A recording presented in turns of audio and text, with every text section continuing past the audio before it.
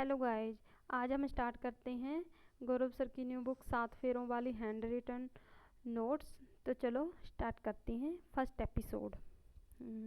माँ तेरे पसीने की हर बूंद को मोती सा चमकाऊंगा, तू सपने बड़े देखना, पूरा करके मैं दिखलाऊंगा। तो सर के ये 7 वचन हैं जो सर ने बताए हैं। ये 6 अध्याय हैं। सर के जो 9 से पहला अध्याय है 9 से 72 पेज। फर्स्ट एपिसोड है वो सिंधु घाटी सभ्यता। तो चलो गाइस, सिंधु घाटी सभ्यता के बारे में पढ़ते हैं हम। तो सिंधु घाटी सभ्यता है वो जो भारतीय उपमहाद्वीप में स्थित सिंधु घाटी सभ्यता को कांस्य युगीन सभ्यता के नाम से भी जाना जाता है। ये क्वेश्चन बहुत बार आता है कि सिंधु घाटी सभ्यता कौन सी सभ्यता है, तो कांस्य युगीन सभ्यता है। ठीक है। और इसका जो कालक्रम है वो रेडियो कार्बन डेटिंग C14 के अनुसार 2350 से लेकर 1950 ईसा पूर्व के मध्य बताया गया था। इस सभ्यता का प्रथम नगर हड़प्पा था, जिसकी खोज की थी वो 1921 में दयाराम साहनी के द्वारा की थी। ये क्वेश्चन भी बहुत बार आता है कि इस सभ्यता की खोज कब हुई, किसने की, कब हुई, किसने की, तो ध्यान रखना ये। फिर दूसरा जो था वो मोहनजोदड़ो था वो पाकिस्तान के सिंध प्रांत में स्थित सिंधु नदी के किनारे स्थित है और इसका अर्थ है मृतकों का टीला। ठीक है, इसका अर्थ क्या है? मृतकों का टीला। सिंधु घाटी सभ्यता का सबसे बड़ा नगर है वो मोहनजोदड़ो ही है। इसकी खोज की थी वो 1922 में राखालदास बनर्जी के द्वारा की गई थी। तो ये मोहनजोदड़ो के बारे में बहुत इम्पोर्टेंट फैक्ट है कि इसका अर्थ क्या है। ये सबसे बड़ा नगर है मोहनजोदड़ो और इसकी खोज किसने की थी। बस इसमें यही 3-4 ज़्यादा फैक्ट पूछे जाते हैं। ठीक है। फिर आगे आता है कालीबंगा। कालीबंगा है वो कहाँ पे स्थित है? हनुमानगढ़ जिले की पीलीबंगा तहसील में गग्गर नदी, ध्यान रखना ये गग्गर नदी के किनारे स्थित है। तो इसका अर्थ क्या होता है? काले रंग की चूड़ियाँ। यहाँ से हवन कुंड के साक्ष्य, जूते हुए खेत के साक्ष्य, भूकंप के साक्ष्य, ऊँट की हड्डियों के साक्ष्य मिले हैं। इसकी खोज की थी वो कब की थी? 1952 या 53 में अमलानंद घोष द्वारा की गई थी। तो ये फैक्ट होते हैं जो बहुत को पूछे जाते हैं गाइस। एक तो जूते खेत के साक्ष्य, ठीक है, एक भूकंप के साक्ष्य, ठीक है, और एक पूछा जाता है कि इसकी खोज कब किसने की थी। ठीक है, आगे चलते हैं। आगे धोलावीरा है वो कहाँ स्थित है? गुजरात में स्थित है। और जो हड़प्पा सभ्यता का एकमात्र नगर है जो 3 स्तरों से विभाजित है। तो ये कितने स्तरों में विभाजित है? 3 स्तरों में विभाजित है। ठीक है, दुर्ग, मध्य नगर, निचला नगर। ठीक है, धोलावीरा में जल संरक्षण से संबंधित उत्कृष्ट तकनीक का पता चलता है। ठीक है, फिर आती है लोथल कहाँ स्थित है? ये गुजरात में स्थित है और ये भोगवा नदी के किनारे स्थित है। इसकी ये नदी पूछी जाती है कि लोथल भोगवा ऐसे याद कर सकते हो कि लोथल पे भी एक मात्रा है और भोगवा पे भी एक मात्रा है। ठीक है, यहाँ से मन के बनाने के साक्ष्य प्राप्त हुए हैं। ये तो हुई कुछ सभ्यता की बात जो बहुत इम्पोर्टेंट है। आगे है मूल कर्तव्य। भारत के मूल संविधान में मूल कर्तव्यों का कोई उल्लेख नहीं है।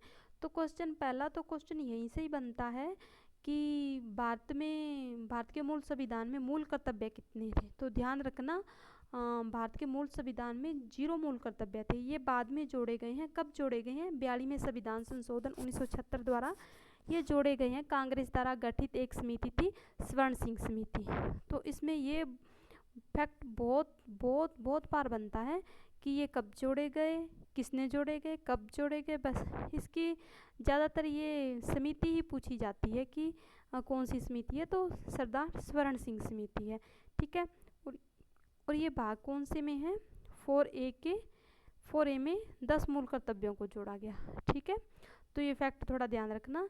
और जो 10 मूल कर्तव्य जोड़े गए थे पहले, तो बाद में एक मूल कर्तव्य और जोड़ा गया जो 11वां मूल कर्तव्य था, और ये कब जोड़ा गया? 86वां संविधान संशोधन के द्वारा 2002 में जोड़ा गया। तो फैक्ट यहाँ से भी बनता है कि 11वां जो मूल कर्तव्य था वो कब जोड़ा गया और कौन सा संविधान संशोधन था? तो ध्यान रखना ये संविधान संशोधन था 86वां संविधान संशोधन 2002 और जो 11वां मूल कर्तव्य जोड़ा गया। ठीक है, भारतीय संविधान में मूल कर्तव्यों की अवधारणा सोवियत संघ रूस से ली गई है। ठीक है, ऐसे ध्यान रख सकते हो कि अगर हम कर्तव्य नहीं मानेंगे तो हर कोई रूठ जाएगा। सोवियत संघ यानी रूठ रूस जाएगा। ठीक है, तो आगे एनी बेसेंट भारतीय राष्ट्रीय कांग्रेस की प्रथम महिला अध्यक्ष। तो ये फैक्ट भी बहुत बार पूछा जाता है कि भारतीय राष्ट्रीय कांग्रेस की प्रथम महिला अध्यक्ष जो कलकत्ता अधिवेशन थी, तो इनका पत्रिका का नाम था कॉमनवेल्थ। तो ये भी बहुत फैक्ट पूछा जाता है कि इनकी पत्रिका का नाम था क्या? कॉमनवेल्थ। ठीक है, इन्होंने सितंबर 1916 में मद्रास चेन्नई में Akhil Bharatiya home rule league की स्थापना की थी। बस इसमें दो फैक्ट याद करने वाले हैं, एक तो ये भारतीय राष्ट्रीय कांग्रेस की प्रथम महिला थी और ये होम रूल लीग की स्थापना की थी इसने। ठीक है, तो आगे चलते हैं। आगे है सरोजिनी नायडू। सरोजिनी नायडू थी ये भारतीय राष्ट्रीय कांग्रेस की प्रथम भारतीय महिला। ठीक है, जो कानपुर अधिवेशन 1925 में हुआ था उसमें बनी थी। भारत की प्रथम महिला राज्यपाल। ठीक है, इनके जन्म दिवस पर प्रतिवर्ष 13 फरवरी को राष्ट्रीय महिला दिवस मनाया जाता है। ठीक है, फैक्ट ये ऐसे ही बनता है कि भारतीय राष्ट्रीय कांग्रेस की प्रथम भारतीय महिला। ठीक है, तो ये थी सरोजिनी नायडू, भारत के प्रथम राज्यपाल सरोजिनी नायडू। बस दो इफेक्ट बनते हैं सरोजिनी नायडू से। ठीक है, फिर आता है प्रमुख अनुच्छेद। समान सिविल संहिता 4 एक जैसा है तो समान सिविल संहिता का उल्लेख करता है। ठीक है, भारतीय संविधान भाग 4 में क्या है? अनुच्छेद 36 से लेकर 51 तक है। इस भाग में नीति निर्देशक तत्वों का उल्लेख है जिसको आयरलैंड के संविधान से लिया गया है। तो ये फैक्ट भी बहुत बनता है कि नीति निर्देशक तत्व कहाँ से लिए गए? आयरलैंड से लिए गए। ठीक है, तो मैंने ये हाईलाइट किए हुए हैं, ये इंपॉर्टेंट फैक्ट हैं जो मतलब हर एग्जाम में पूछे गए हैं क्वेश्चन, उनको ही हाईलाइट किया हुआ है मैंने। ठीक है, तो 79 में क्या है? संसद का उल्लेख। ठीक है, अनुच्छेद 80 में क्या है? राज्यसभा का उल्लेख। अनुच्छेद 81 में क्या है? लोकसभा का उल्लेख। फिर आता है आगे ब्लड। ठीक है, ब्लड चलता है। तो रक्त समूह की खोज किसने की थी? कार्ल लैंडस्टीनर ने। किसने की थी? कार्ल लैंडस्टीनर ने। ठीक है, तो सर्वदाता रक्त समूह क्या है? सर्वदाता है जो सबको ब्लड दे सकता है, वो क्या है? ओ है। ओ में भी ओ नेगेटिव है। ठीक है, सर्वदाता जो सबको खून दे सकता है वो कौन है? ओ नेगेटिव है। सर्वग्राही जो सबसे खून ले सकता है वो कौन सा है? AB प्लस है। ठीक है, जीवित कोशिका की खोज किसने की थी? ल्यूवेनहोक ने। तो इसमें यही फैक्टर यही क्वेश्चन बने हुए हैं कि रक्त समूह की खोज कार्ल लैंडस्टीन, सर्वदाता ओ नेगेटिव, सर्वग्राही AB प्लस। ठीक है, आगे चलते हैं। रक्त परिसंचरण तंत्र की खोज की थी विलियम हार्वे ने। तो ये फैक्ट भी बनता है कि विलियम हार्वे ने रक्त परिसंचरण तंत्र की खोज थी। अनुवांशिकता के नियम की, ये तो पता नहीं कितने बार क्वेश्चन पूछा गया है कि अनुवांशिकता के नियम की खोज किसने की थी? ग्रेगर जॉन मेडल ने की थी। ठीक है, तो रक्त एक तरल स्योजी उत्तक है जिसका pH मान कितना होता है? 7.4 होता है। ठीक है, इसका pH मान पूछे तो कितना होता है? 7.4 होता है। pH पैमाने की खोज सोरसन द्वारा की गई थी।